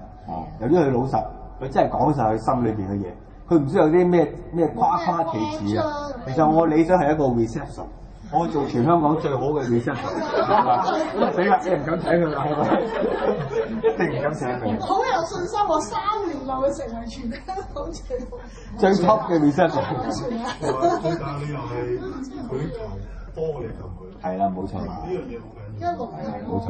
嗰個心理。同埋佢個主動性好強，我見到個女仔真係一個又盡責又企理嘅，搞唔亂佢嗰度好嘢。一路聽電話，一路撳門鐘俾人開。我哋交數，佢一路同你 mark 數，唔錯。哇，好嘢！哇，好得人驚，我都覺得。仲要揾啱先重要啊！係啊，冇乜你要獎勵佢咯，獎勵佢咯，體諒佢啦。好 OK，我哋睇埋呢個上錄啦。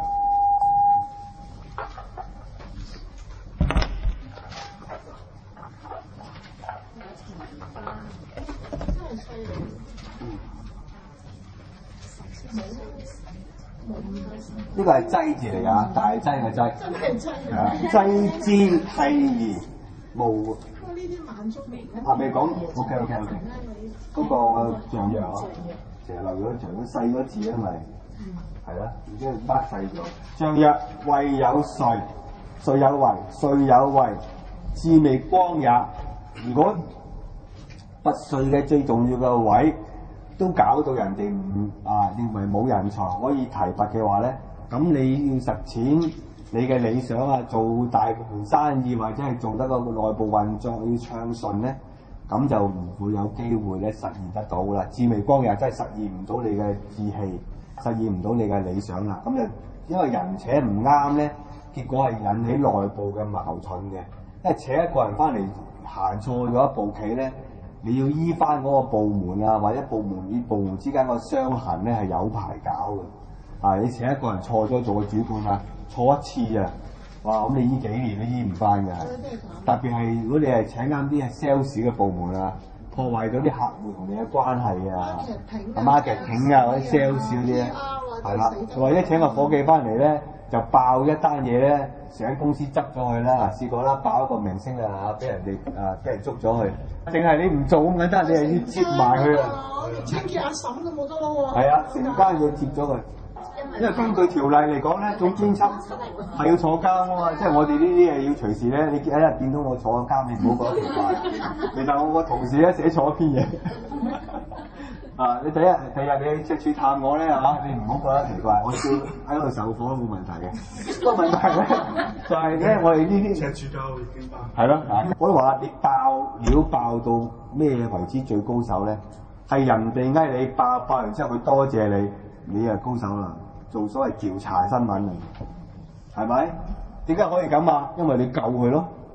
佢而家俾 B 雜誌爆緊。佢揾你自我引爆一個好啲嘅版本咯，咁你救咗佢啊嘛，而唔俾嗰個人獨家，佢先爆咗佢，先攞咗個話事權，唔俾嗰個人獨家，到時佢第二個再講嘅時候已經第二手啦，我已經講咗我解釋咗先啦。嗱，你做到咁你爆料咧，你真係一流啦，因為有好多同事咧，唔好話做我哋呢行啊，任何同事啊，佢喺前線度過於進取，闖咗禍翻嚟嘅，都係全部都係我哋食晒㗎。係啊，老細都食晒。所以你要對佢好透徹去了解嗰個人嘅脾性係好緊要嘅。好啦，我哋繼續咯喎。好啦，上六。嗱，咩叫劑之涕兒咧？就係流晒口水、眼淚、鼻涕，冇交咁啊！佢話點解咧？佢話當你揾唔到人，佢話呢個就上六就揾唔到人啊嘛。上六啊，揾唔到人啦。啊！佢就咧喊都無謂，意思係咁樣，喊到咧就即係口水鼻涕流晒啦。佢話咧呢個係一個好唔好嘅態度㗎。頭先我講過冇人才啊，鬧晒已經衰㗎啦。但係呢個唔係，呢個係發爛渣啊！兩地喊晒，賴晒人，仲要咧係失咗情緒。咁因為咧原來做老闆咧或者做提拔人才嗰個人咧，佢又要證明所有人都白痴，而佢係最得嗰個。最慘就係乜嘢？就係佢情緒控制唔到嘅，因為大老細咧係控制唔到自己情緒，因為佢慣咗發脾氣啊嘛，慣晒亂嚟，慣晒中意點就點嘅。拉伸條橋。係啦，一定係咁嘅，一定係咁啊！好難控制，佢自己咁樣係癲㗎。啊，佢自己睇錯鐘出嚟鬧一餐飽，唔好意思，唔睇錯鐘咁咯。睇早咗都散到你趴喺度，跟住冇嘢㗎。係啦，因為咧你咁樣咧太大嘅反應，太過得人哋唔得嘅咧。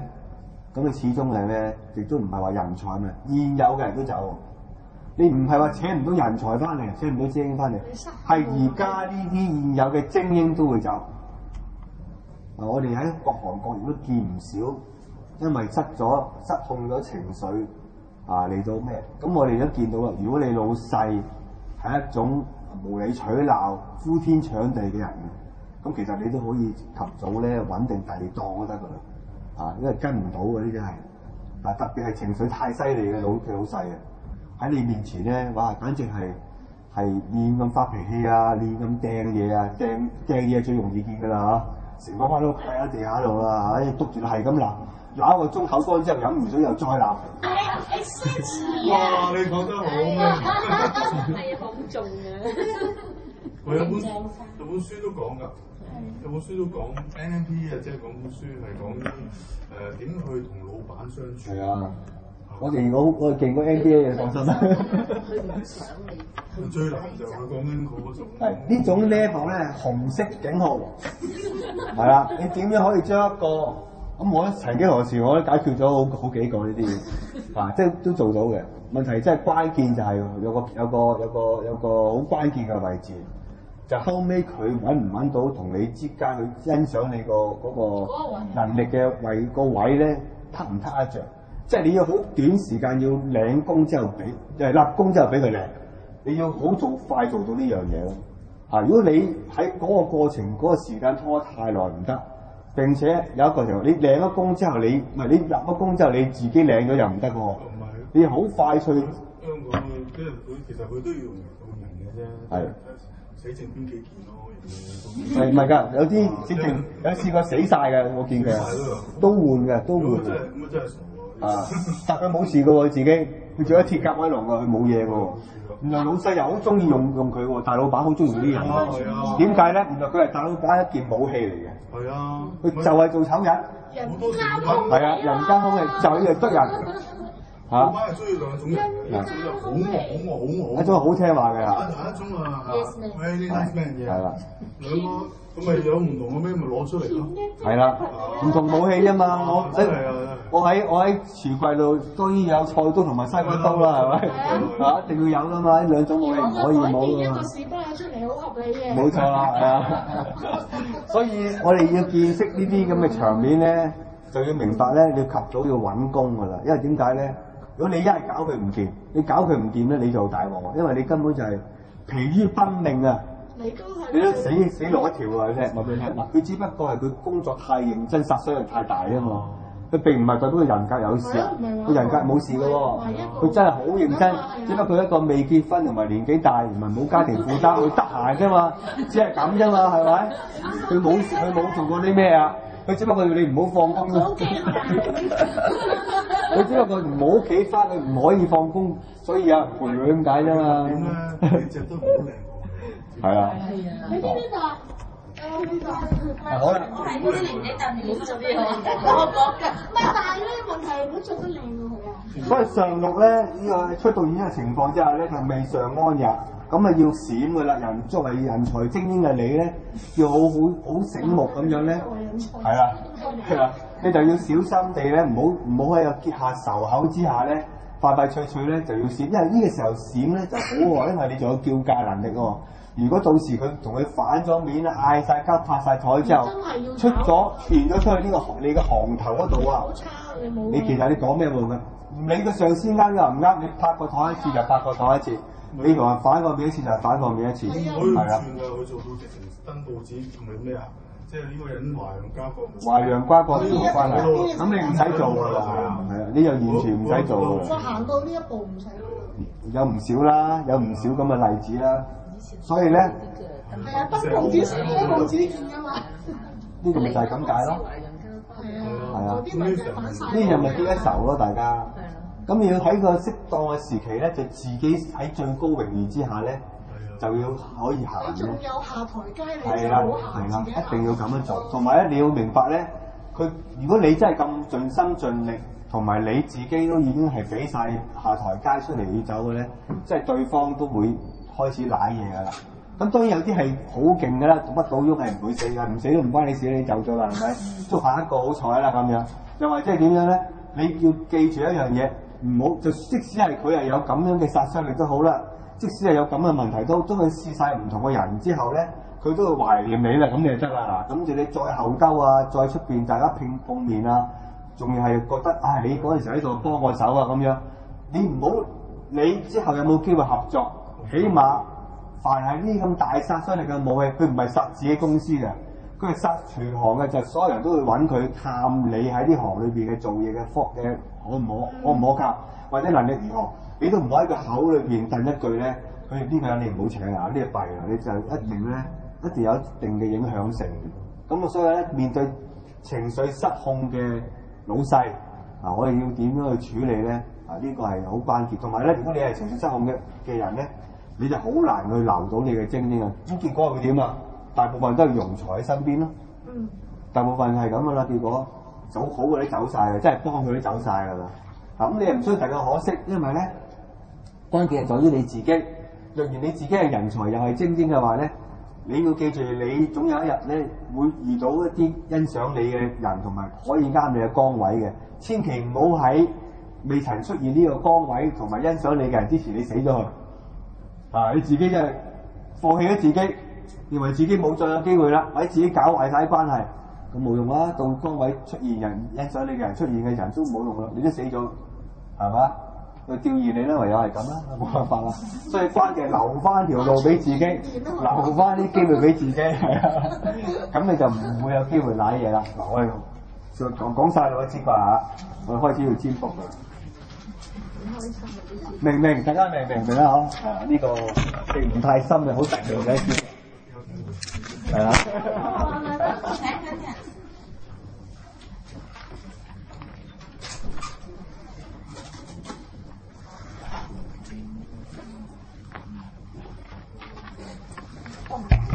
係痛啊！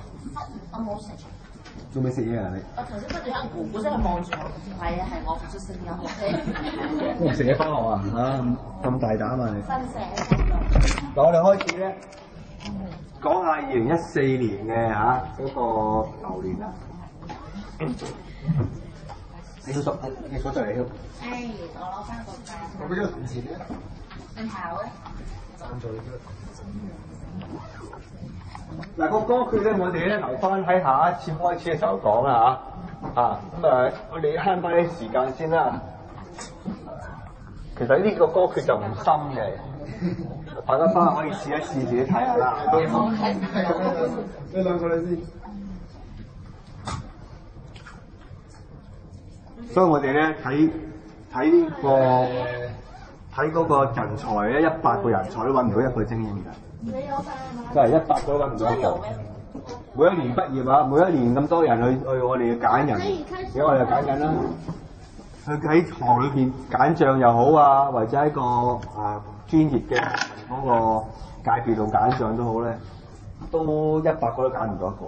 主要就係因為咧唔可靠，信唔過就因為情緒有問題因為咧就嗰個態度太囂張太多嘢防衞係嘛，唔喺蝕底呢個先係最難。點都唔喺蝕底，少少問題就隔離部門咧起勢角衝突。我哋嘅歌詞係明年嘅經濟同埋政治2014係香港嘅。你乜？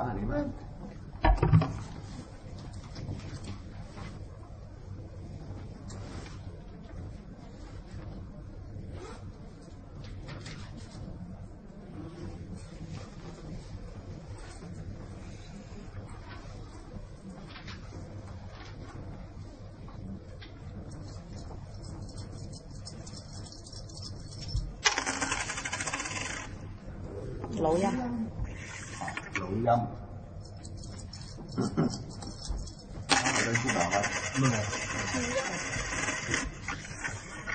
笑音。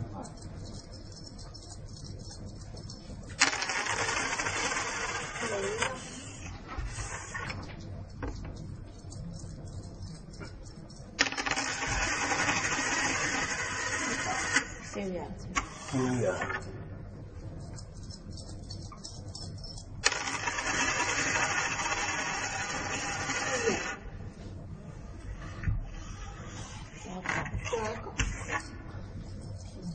係咯，唔係啊嘛？照一。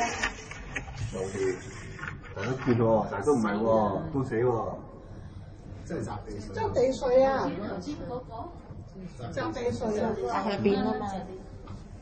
擲地水。水卦變咩卦？水卦。澤風啊。都係擲。哦，大改革。水係咪好多啲唔同理我哋？驚㗎啦！太北啦！水變革，革係改革，大變之卦大變啊！影低佢先嚇。哇！呢個要乜？影啊！由於卦象並唔明顯，所以我哋要影低先啦。革卦未教，好似係咪？就火嘅星困井革未啊？未教。後邊嚟嘅係，影低佢先啊！係啊，黃牛之頭。係。革卦真係革命啊！大改革，革命之卦，大變。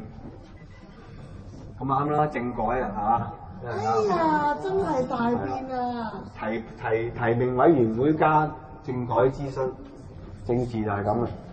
經濟都係啦，經濟都要起莊嘅。變硬，陰就變陽，係啦，陰就變陽。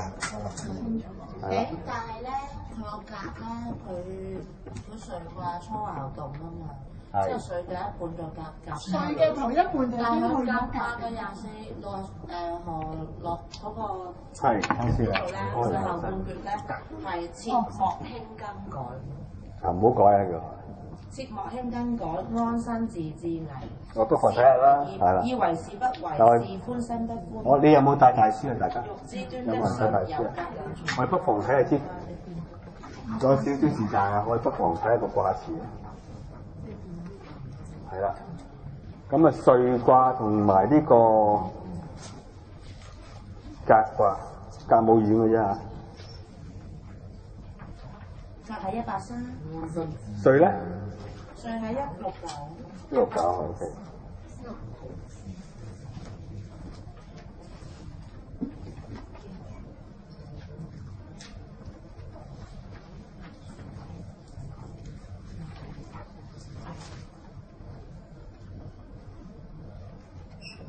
歲卦嘅第一卦，第一爻，嗱佢點樣走嘅咧？如果睇翻個歌訣咧，就我哋攞歲卦嘅歌訣嘅第一爻啊，記一半，跟住咧就一半啫喎，攞一半得㗎啦。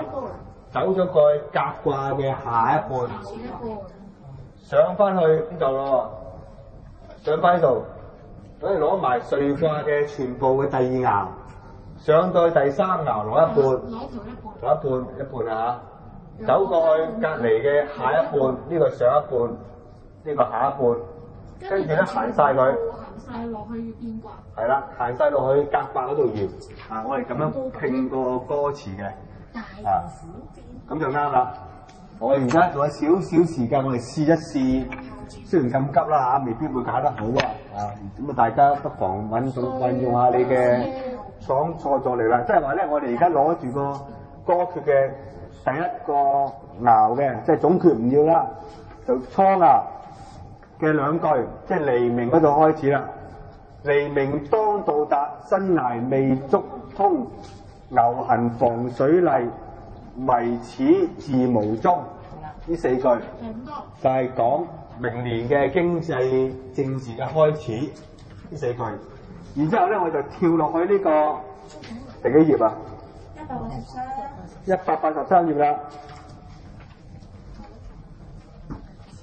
嘅初爻，有6句喎嚇，咁我哋攞後邊3句啦。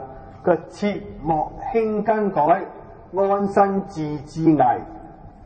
以為是不為，是歡心不歡。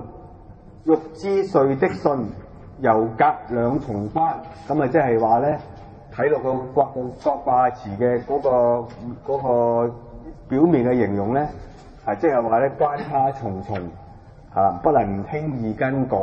咁而家社會裏邊咧，最大嘅政治要改嘅咧，就係講緊嘅係嗰個提名委員會嘅人數同埋方法，究竟係咪可以公民提名啊？究竟係咪可以提名出嚟嘅人係點咧？因為而家我哋嗰個所謂直選嘅方案咧，係啊，即係我哋香港人卒之可以直選啦。咁候選人就得，候選人咧就經過咗提名委員會嘅推介之後咧，候選人1譚耀宗，候選人2就係謝耀棠。咁你全民投票啦，直選啦咁樣。咁呢個咧睇法都係真㗎啦，即係多數都會係。多數係咁樣噶啦。為是不為啊嘛，即係話其實佢你要嘅嘢俾你咯，但係你唔係你心意嘅。係啦，你要嘢會俾你，不過唔係你嗰樣嘢。係啦，係啦，並唔係你。直選咪有咯，係咯。係啦，直選咪有咯，普選咪有咯，咁啊一定會係。不過咧就唔係嗰件事嚟嘅，又隔2重關。咁其實咧就隔住咗咧所有嘅關卡喺度咧就做唔到噶啦。經濟又係啦。因為經濟而家我哋香港最關鍵嘅經濟咧，就係唔好俾即係國內嗰個人民幣啊，或者係國內嗰個經濟影響得太犀利，要走出去翻返去一個正常嘅世界嘅軌道啊嘛。而家上海又漸漸就贏香港啦，好多省市都開始咧喺經濟上高咧就會贏過香港。咁香港嘅優勝咧競爭力都開始跌嘅。咁原因就係我太過依賴大陸。完全係依賴咗大陸嘅經濟，上高俾你就有啦，上高唔俾你，一下子有咩事你就完全企喺度，同以前個體制好唔同。冇㗎啦，冇㗎啦。咁呢個咧就都係其中之一啦。教產鏈低嚟。係啊。其實矮化緊香港成個經濟體制。嚟講，個 money supply 呢個人民幣越嚟越多，係人民幣嘅港元係越嚟越少，係咁你根本就冇得玩。係啊，再加上人民幣喺國際嘅地位嗰度咧，漸漸成為主要嘅貨幣之一，或者係成為亞洲貨幣之一，或者係等於歐元嘅嗰個狀況。咁而家咧等緊一個世界嘅全球惡性通脹嘅出現啫嘛。咁當然全球惡性通脹一路講緊佢慢慢咁樣漸漸嚟嘅，佢好似一種慢慢蠶食嘅現象啊。咁令到我哋咧喺經濟嘅環境裏邊咧都係行唔到上去前邊，即係話你點樣加人工都追唔上通脹，你點樣加人工都好，你都同嗰個物價係永遠有距離嘅。咁呢個唔係淨係香港，係全世界全個世界都係咁咧，變咗咧兩極化咗個財富咧。只有2% 嘅人咧就好有錢，90幾個%人就窮人咧，咁就變成係一個咁樣極端嘅社會咧，就必然咧又出現咗嗰個大嘅動盪㗎。我諗你推翻再來先得喺貨幣嚟講。佢我教授講咗啦，佢eventually即係話港元係冇用，係啊，即係我哋個國際嘅角色到冇咗，即係嗰個。其實我哋舊年時尖咧就係講緊係2015之後咧，港元就開始咧漸漸沒落㗎啦。咁我哋揸住港幣嘅香港人咧真係好弊啦，就會好大劑啦，咁就會面臨一場咧貨幣嘅災難。咁唔單止係咁樣喎，仲要講緊我哋美元嘅問題，因為美元喺國際嘅地位都係面臨緊同一樣嘢。係啊，雖然美金就當然唔會話玩完啦，但係美元喺世界嘅值嚟講咧，開始慢慢咁樣跌，係啊，咁啊歐洲一片嘅貨幣混亂，加埋美國自己本身嘅貨幣唔掂咧，我諗有排執喎呢樣嘢。呢個總統帶上嚟都好大鑊啊，係啊，好似以前我哋三國咁咯，係啦，係啦，係啦，係啦，將來嘅社會係啦，我諗都係會咁啦，咁我由於地運嘅限制啦，中國嘅地運行完8運咧就開始走下坡。咁啊200運嘅嗰個年份咧就係2024年，咁我哋好睇緊，而家去咗10年，再10年嘅風光可以殺落去嘅。咁2024之後點咧？就轉去下一個地位就9運啦。南北係南北方，係啦冇錯。行南北方，咁南北方係好明顯㗎啦。係啦，行晒東南亞嗰邊㗎啦。北方就俄羅斯喺北歐嗰邊㗎。咁咧成個運咧，呢個行地運就好準喎，唔知點解，真係冇失過手嘅喎。即係個金磚三國就起啊！係啊，行每一次嗰個轉運咧都好準嘅，而轉運之前咧必然係一個大亂嘅。咁上一次嘅行地運嘅轉就係2003轉7運轉8運啦，係嘛？記唔記得啊？而嗰陣時就係沙士，全球經濟大顛倒。中國就強國崛起啦！嗰陣時就正式中國由7運咧就轉入去8運啦。賣下啲嘢。冇錯啦，係啦。嗰陣時我03年之後啊，中國行埋。咁20年地運，唔知攞幾多億出嚟。成嚿嗰個係嚇死人啊！係啊，成個華爾街震撼啊！當日嗱，我哋見到咧，所以如果嚟講咧，經濟咧，而家中國都未係最衰嘅，不過有一個變革咁解。咁去完呢個。去咗呢個爻之後咧，我哋就半個之後又翻去歲卦咯喎，去翻歲卦嘅成個第2爻嘅全部多詞。大家如果自己占卜都係咁樣做噶啦，都係咁樣查嘅啦，一模一樣噶啦。係啦，咁至於嗰嘢點解咧？你就套入去自己嘅處境度解啦。譬如你失戀啊，問婚姻嘅就話。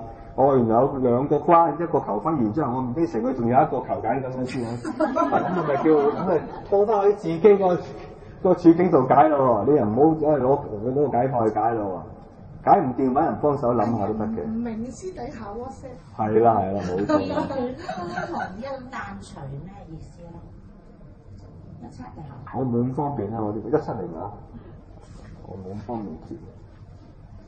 2咁啊，9咧咪有個狼咩？咁啊唔好咁衰。我話2爻，2爻都要晒㗎啦話，佢歲大方亨要女。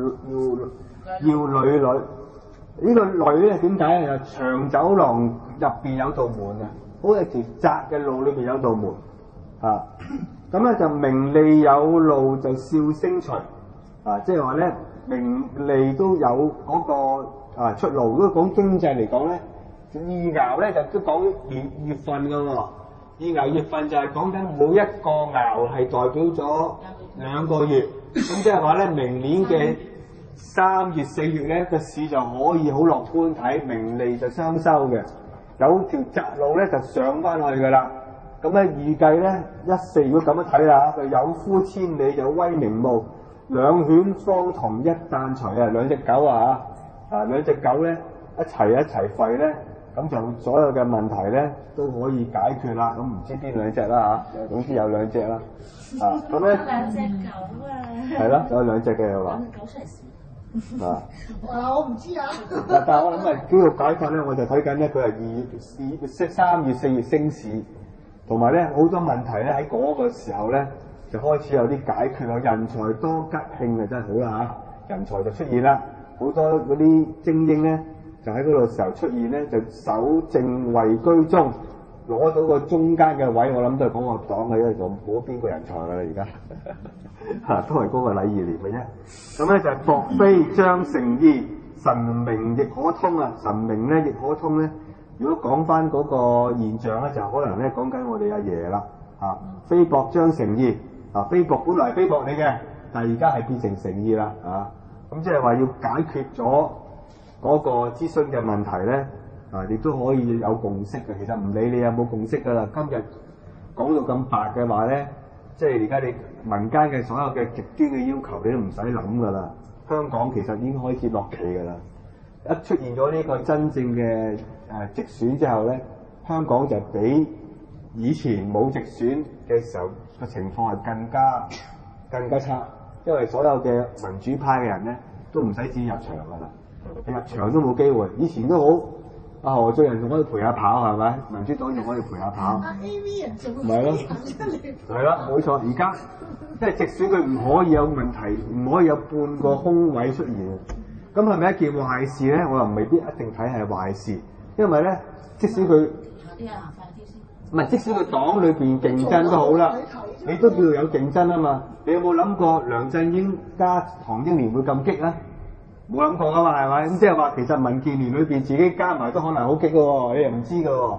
咁喺有競爭之下咧，亦都會有差距，亦都可能會有機會咧改善到民生啦。咁呢個都唔係話。既然限制係咁啦，咁我哋都冇辦法㗎，我哋控制唔到阿爺點都決定㗎嘛。咁呢個咧爭取還爭取，咁始終都要達成共識㗎啦。笑顏身不一，內外身悲哭。咁即係話咧，笑顏身不一就係意思係笑個樣就笑，唔好喊。不過咧裏邊咧就喊餐飽，表面就笑騎騎，內裏就放毒蛇。咁咧大家咧。其實心裏邊就知㗎啦，冇㗎啦，冇 say 㗎啦，我哋不如都你叫個京官落嚟做就好啦。咁其實心裏邊就知㗎啦。不過咧就大家知啦，既然係咁咧，大家都要強顏歡笑，都冇辦法㗎，都要接受㗎啦。陳雲毅咧教授咧就話，佢不如咁咧，將全部區議員咧變做提名委員會嘅成員。咁由於區議員係我哋選㗎嘛，係啦。咁區議員做咗民選，佢係民選嘅區議員，佢去做提名委員會嘅委員，咁我哋選佢出嚟，佢選佢嘅，咁係咪變咗係都有個代表性啊？咁樣咁得唔得咧？我覺得中央有機會會接受呢一個將全部嘅區議員變做提名委員會，咁係會好多會緩和翻啲嘅。咁雖然都係喊，都係笑㗎啦，咁但係裏邊都喊。佢雲散月光輝。即係話越中越遠得㗎咯，呢個已經係㗎咯。2爻3、4已經可以有見到光明㗎啦，條路都好清晰㗎啦。雲散月光輝，轉禍方成福，要解決咗呢個佔中嘅危機啊，轉禍啊，咁就開始咧就大家都可以咧做下福啊咁樣啊，即係大家要接受現實啦。嗱，我哋而家解決咁多先，因為呢啲咧能不能忘咧？即興去解咧，未必係準嘅。咁其實都考下大家嘅靈感，因為都係咁講嘅啫嚇。咁如果大家有大家嘅心得咧，不妨喺下一屆上堂嘅時候，我哋又講翻呢支卦，因為都係歲卦啊嘛，幾好啊！